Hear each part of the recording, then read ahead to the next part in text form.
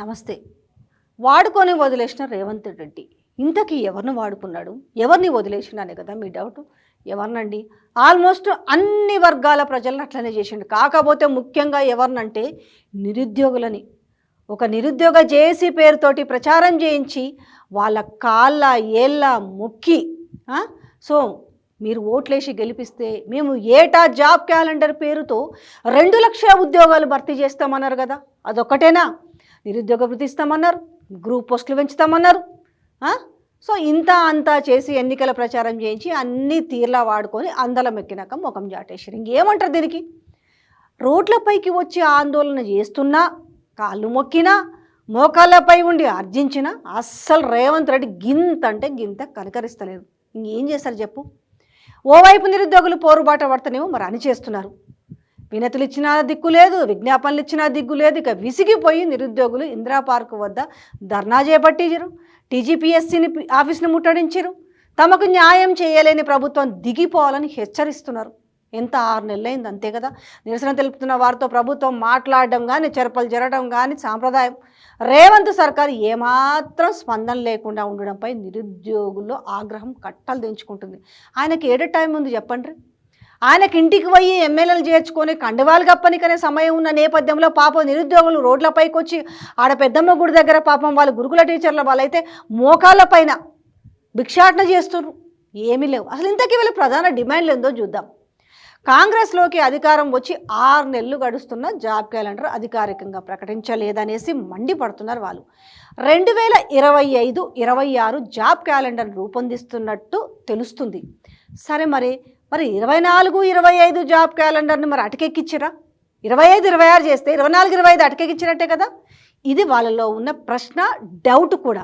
మరి ఏటా 2 లక్షల ఉద్యోగాలని భర్తీ, నిరుద్యోగ వృత్తి ఎటుపోయిందని కూడా వాళ్ళు అడుగుతారు కామన్గా.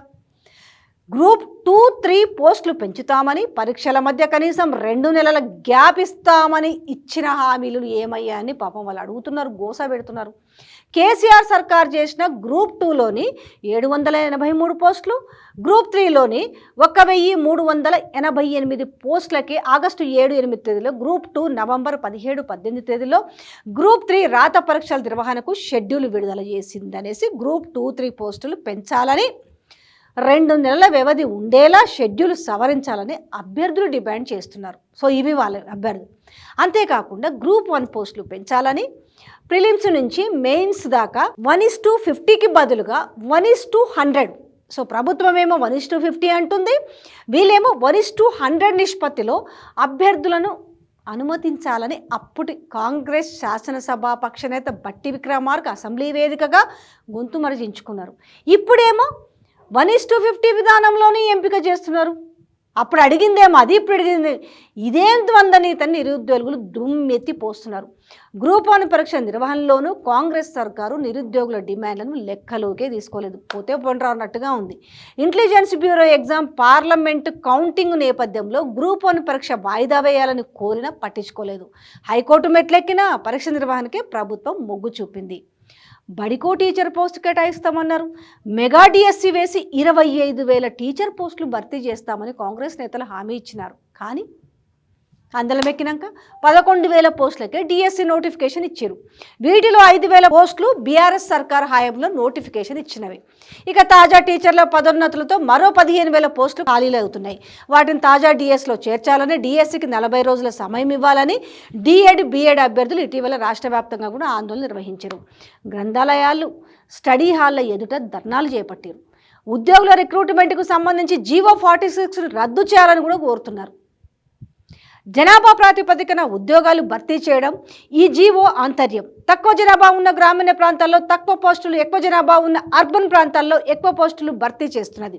గ్రామీణ ప్రాంతాల్లో 120 నుంచి 130 మార్కులు వచ్చినా ఉద్యోగం రాకపోగా, పట్టణ ప్రాంతాల్లో 80-90 మార్కులు వచ్చినా వారికి ఉద్యోగాలు వచ్చాయి. ఈ జీవోను రద్దు చేయాలని అభ్యర్థులు ధర్నా నిర్వహిస్తుంటే ఒక్క కాంగ్రెస్ ప్రజా ప్రతినిధి కూడా పట్టించుకున్న పాపాన పోలేదు. ఇక టీఎస్పీఎస్పీ ఎగ్జామ్లోనూ ఆరోహణ క్రమాన్ని పాటించాలన్నది అభ్యర్థుల ప్రధాన డిమాండ్. కానీ టీఎస్పీఎస్పీ అది పాటించడం లేదు. ఇప్పటికే నిర్వహించిన జేఎల్ పోస్టుల ఫలితాలు ఇవ్వకుండా గ్రూప్ 4 పోస్టులు భర్తీ చేస్తున్నారు. దీంతో జేఎల్ ఉద్యోగాలు వచ్చినప్పుడు గ్రూప్ 4 పోస్టులు ఖాళీ అయ్యే అవకాశం ఉంది కదా. ఇలాంటి విధానాన్ని సరిచేయాలని అభ్యర్థులు కోరుతున్నా పట్టించుకున్న నాదులు లేడు. రిలింక్విష్మెంట్ చేపట్టాలి, గురుకుల పోస్టుల భర్తీలో రిలింక్విష్మెంట్ చేపట్టాలని నిరుద్యోగులు ఒకవైపు గొంతు జించుకుంటున్నారు.